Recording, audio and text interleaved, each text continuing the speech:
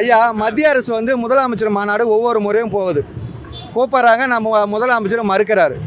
ஐயா 5 முறை முதலமைச்சராக இருக்கிறாரு. ஒரு முறை கூட நம்ம மாநாட்டுக்கு கலந்துக்கலாம். முதலமைச்சர் மாநாட்டுக்கு பாண்டிச்சேரியில் முதலமைச்சர் இருக்கிறாரா என்ற கேள்விக்குறியாகவே இருக்குது. ஏன்னா நமக்கு தேவையானது கேட்டால் தான் கிடைக்கும். எதுனா இப்போ மத்திய அரசு தான் பார்த்தோன்னா இவங்க கூட்டணியில் இருக்கிறாங்க, அவங்க தந்தை மாரி. இங்கே இருக்கிற மாநில அரசு வந்து அவங்களுடைய பிள்ளைகள் மாரி. தந்தை கூட்டாக போய் என்னன்னு கேட்டால் தான் பிள்ளைக்கு என்ன செய்யணுமோ செய்வார். என்னன்னா பங்காளி பிள்ளைலாம் கேட்க அவங்களுக்கு தேவையானதை கேட்டு வாங்கிக்கிறாங்க. ஆனால் நம்ம சொந்த பிள்ளை என்ன செய்கிறாரு, எதையும் போய் கேட்க மாட்டாரு. தானாராக கிடைக்கணும், எதுவுமே கிடைக்காது. அதனால தான் நம்ம பாண்டிச்சேரி பார்த்தா கொஞ்சம் கிட்டத்தட்ட ஒரு 20-30 வருஷம் பின்தங்கி போயிடுச்சு. தொழிற்சாலைகள் இல்லை. இங்கே ஒரே சேரி என்ன இருக்குதுன்னா மதுச்சேரி தான் இருக்குது. இது ஆன்மீக பூமி என்று சொல்கிறாங்க. மதுச்சேரிக்காக இங்கே இருக்கிற ஆன்மீகத்தை அழிக்கக்கூடிய அளவுக்கு தான் இங்கே பாண்டிச்சேரி இருக்குது. அதெல்லாம் பார்த்தா படித்த இளைஞர்கள், படித்த பெண்கள்லாம் பார்த்தோன்னா வெளி மாநிலத்துக்கு அயல் நாட்டுக்கு வேலைக்கு போயிடறாங்க. வெளியிலேருந்து வராங்க, சுற்றுலாவுக்கு இங்கே வராங்க, இன்ப சுற்றுலாவுக்கு வராங்க. நம்ம இங்கே இருக்கிற படித்த இளைஞர்லாம் என்ன பண்ணுறாங்கன்னா அவங்களுக்கு ரூம் ரெடி பண்ணி கொடுக்கட்டும், அவங்களுக்கு தேவையான கஞ்சா போதை ரெடி பண்ணி கொடுக்கட்டும். இது மாதிரி தான் நடக்குதே தவிர நம்ம பாண்டிச்சேரியினுடைய கலாச்சாரங்கள் எல்லாம் கொஞ்சம் கொஞ்சமாக சீரழிஞ்சு போச்சு. அதை தான் வந்து நமக்கான கலாச்சாரம் இப்போயே சீரழிஞ்சு போச்சு. ஐயா என்ன சொல்கிறாரு, மாநில அந்தஸ்து கேட்குறாரு. மாநில அந்தஸ்து கேட்டேன்னா என்ன புதுச்சேரியில் இருக்கும் ஸ்பெஷலாக? ஏற்கனவே மாநில அந்தஸ்து இல்லாமல் இருந்த தொழிற்சாலைகள் எல்லாம் மூடியாச்சு. அதுவும் இல்லாமல் மாநில அந்தஸ்து கிடச்சுன்னா நம்மளுடைய வருவாயில் தான் பாண்டிச்சேரி ஆள வேண்டிய சூழ்நிலை இருக்கும். இப்போ பாண்டிச்சேரியில் வருவாயே கிடையாது. மத்திய அமைச்சகத்தினுடைய வருவாயில் தான் இயங்குது. மத்திய அமைச்சக ஊழியருக்கெல்லாம் பார்த்தோன்னா மாநில அந்தஸ்து கிடைச்சோன்னா சம்பளம் 2 மடங்கு குறைஞ்சிடும். ஏற்கனவே நம்மளுடைய பாண்டிச்சேரி நிர்வாகத்தில் இருக்கக்கூடிய தொழிற்சாலைகள் எல்லாம் மூடியாச்சு. இன்னி வரைக்கும் ஒரு தொழிற்சாலைகள் இல்லை. அமுத சுரப்பிலாம் பார்த்தோன்னா நல்லா கொடி கட்டி பறந்தது கடந்த காலங்களில். இப்போ பார்த்தோன்னா அமுத சுரப்பிலாம் பார்த்தா இருக்குதுன்னா என்னன்னு தெரியல.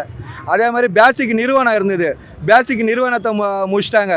விவசாயத்துக்கு எதுவும் கிடைக்காத அளவுக்கு. அது மட்டும் இல்லாமல் பார்த்தா இன்றைக்கி உள்ளாட்சித்துறை நம்மளுடைய மாநில அரசினுடைய கட்டுப்பாட்டில் தான் இருக்குது. உள்ளாட்சித்துறையில் பார்த்தோன்னா காரைக்காலில் 5 கொம்யூனுக்கு சம்பளம் போடுறதுக்கே வழி இல்லை. அதே மாதிரி பாகூர், மண்ணாடிப்பட்டு, நெட்டப்பாக்கம் கொம்யூனுக்கெல்லாம் சம்பளம் போடுறதுக்கே வருமானம் இல்லை அரசு ஊழியருக்கு. புதுச்சேரியினுடைய நகராட்சி அது மாதிரி சூழ்நிலை தான் இருக்குது. எல்லாமே மாநில அந்தஸ்து கிடைச்சுன்னா இன்னமும் அரசு ஊழியெல்லாம் பிச்சை எடுக்கிற நிலைமைக்கு தான் வரும். அது மட்டும் இல்லாமல் நம்ம ஐயா என்னென்னா பாண்டிச்சேரியில் மதுவை தான் முன்னாடி நிறுத்தணும்னு பார்க்குறாரு. தொழிற்சாலைகளை நல்ல தொழிற்சாலை கொண்டு வருவதற்கான எந்த ஒரு வேலைவாய்ப்பு உருவாக்கலை. இருக்கிற வேலைவாய்ப்பை பூர்த்தி செய்வது 50% தான் பூர்த்தி செஞ்சுருக்கிறாரு.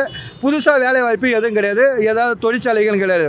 ஒவ்வொரு முறையும் ஐயா வந்து மாநில அந்தஸ்து இல்லாதனால தான் எல்லாம் புதுச்சேரிக்கு எதுவும் கிடைக்கலன்றாரு. ஐயா அவருக்கு தெரியும் பாண்டிச்சேரியில் 5 முறை முதலமைச்சராக இருக்கிறாரு. எதுக்கு மாநில அந்தஸ்துன்னு சொல்லிட்டு கோடிக்கணக்கில் செலவு பண்ணி நிற்கணும்? அதை வந்து உங்களால் தான் முடியல. ஏதாவது இளைய தலைமுறைக்கு விட்டுட்டு போயிடலாம்ல. உங்களால் முடியாத எதுக்கு நீங்கள் இந்த ஆட்சி செய்கிறீங்க? எதுக்கு முதலமைச்சர் ஆகணும்னு ஆசைப்படுறீங்க? படித்த உங்களை மாதிரி இளைஞர்கிட்ட கொடுக்கணும், ஆட்சி கொடுக்கட்டும், நல்லா சிறப்பாக செய்ய போகிறீங்க. இல்லை எங்களை மாதிரி பிச்சைக்காரங்கிட்ட கொடுக்கணும், நாங்கள் கூட சிறப்பாக செய்வோம். அந்த அளவுக்கு தான் இப்போ இருக்குது. இப்போ என்னென்னா இருக்கிற இளைஞர்லாம் பார்த்தோன்னா வேலை இழந்து என்ன பண்ணுறீங்க ஐயானா இப்போ பார்த்தோன்னா அவங்க அப்பா கூப்பிட்றாரு. அவங்க அப்பா கூப்பிடும்போது புள்ள என்ன செய்யறாரு, திரும்பி இப்படி உக்காந்துறாரு. அதனால தான் இப்படி திரும்பி உக்காந்துக்கிறாங்க. நாங்களும் கூட்டு பார்க்குறோம். நானே அப்பான்னு கூட வச்சுங்க, மத்திய அரசுன்னு கூப்பிடுவோம். நாங்கள் கூப்பிட்றோம், திரும்பி உக்காந்துருந்தா எப்படி நான் நிதி கொடுப்பேன்? உங்களுக்கு என்ன தேவை, நான் எப்படி பூர்த்தி செய்ய முடியும்? இப்போ பார்த்தோன்னா அடுத்த மாநிலம் என்ன சொல்கிறாரு, கவர்னர் போய் கலந்துக்கிறாரு. ஐயா உண்மைதான் ஐயா. இப்போ வந்து இத்தனை காலத்துலாம் பார்த்தோன்னா முதலமைச்சருக்கு தான் அழைப்பு கொடுத்துறாங்க. இது வரைக்கும் முதலமைச்சர் போனதே இல்லை.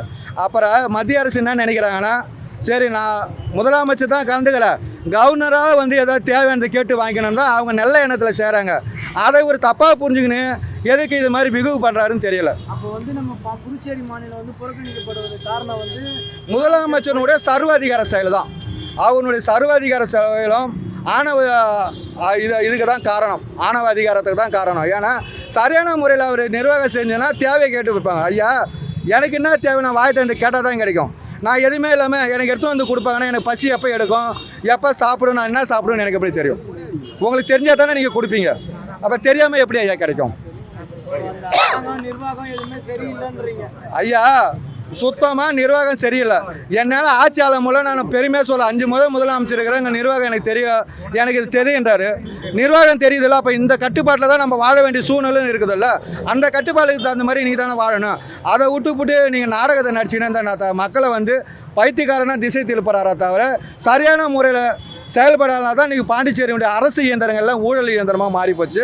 அது மட்டும் இல்லாமல் இன்றைக்கி கஞ்சா போதை அதிகரித்து இருக்குது. அதிகமாக பார்த்தோன்னா எங்கள் மதுபானங்கள் அதிகமாக இருக்குது. சுற்றுலாவுக்கு வரவங்க இன்ப சுற்றுலாவுக்கு தான் வராங்களே தவிர பாண்டிச்சேரியை சுற்றி பார்க்குற அளவுக்கு ஒரு ஆன்மீக ஏற்கனவே இது வந்து சித்திர பூமி என்று சொல்லப்பட்டது. ஆனால் இப்போ ஆன்மீக தலத்தை வந்து அழிக்கிற அளவுக்கு தான் இங்கே இருக்கிற ஒவ்வொரு சட்டமன்ற உறுப்பினரும் இருக்கிறாங்க. ஏன்னா அதுக்கு முன்னாடி இருந்தவங்களாம் மக்களை நல்வழிப்படுத்துகிற போராளியாக இருந்தாங்க. இப்போ இருக்கிறவங்களாம் கொள்ளைக்காரன் ஐயா இன்னும் கொஞ்ச நாள் ஆகிப்போச்சுன்னு வச்சுங்க ஐயா. புதுச்சேரி மக்கள் வந்து தலைகாணிலாம் எடுத்துக்கினா அடுத்த மாநிலத்துக்கு போக வேண்டிய சூழ்நிலை தான் இருக்குது. இன்றைக்கி நம்ம பிச்சை எடுக்கிற சூழ்நிலை தான் வந்துட்டோம். அவர் என்னென்ன ஏதோ பென்ஷனை போட்டு பிச்சை எடுக்க வைக்கிறாரு முதியோர். அவங்க அதை தெரியாமலே என்ன செய்கிறாங்க, வாக்க போடுறாங்க. இன்றைக்கி வந்து ஒரு நல்ல நிர்வாகம்னா காசு கொடுக்காம ஜெயிக்க பார்க்கணும். எதுக்கு நீங்கள் பணம் கொடுத்து ஜெயிக்கிறீங்க? அதனால தான் எங்களை மாதிரி இளைஞர்லாம் சட்டசபைக்கு வர முடியல, மக்களுக்காக போராட முடியல. இன்றைக்கி எல்லாத்தையுமே பார்த்தா பணம் மூட்டியை கொண்டு அந்த பணத்துக்காக மக்களை சீரழிக்கிறாரு. கொள்ளைக்காரன் இன்றைக்கி சட்டமன்றத்தில் வரான். அதனால தான் அந்த கனிவு கிடையாது, ஈர்வையாக்கிறங்க கிடையாது. இன்றைக்கி ஆன்மீக தளத்தை இடிக்கிறான், வீட்டை இடிக்கிறான். நாளைக்கு வந்து தனி மாநில அந்தஸ்து கிடைத்தா அப்போ இங்கே பாண்டிச்சேரியில் ஆன்மீக என்ற ஒரு இருந்ததுக்கான அடையாளமே இல்லாமல் போயிடும். ஐயா வந்து ஆன்மீகத்துக்காக இருக்கிற ஆலயத்தை, இந்து ஆலயங்களை எல்லாத்தையும் இடிச்சுட்டு அங்கங்கே வீட்டுக்கு ரெஸ்டோபாருக்கு அனுமதி கொடுப்பாரு. ஊருக்கு 2 மதுபான ஆலயம் உருவாக்குவார். இது மாதிரி தான் அவருடைய கலாச்சாரங்கள். ஏன்னா இளைஞர்களை பற்றி ஒரு சிந்தனை கூட அவருக்கு இது வரைக்குமே கிடையாது. இளைஞர்களை பற்றி நினச்சிருந்தேன்னா இன்றைக்கி எவ்வளோ முன்னேற்றம் மாறி இருக்கும்? எந்த ஒரு முன்னேற்றமும் கிடையாது ஐயா.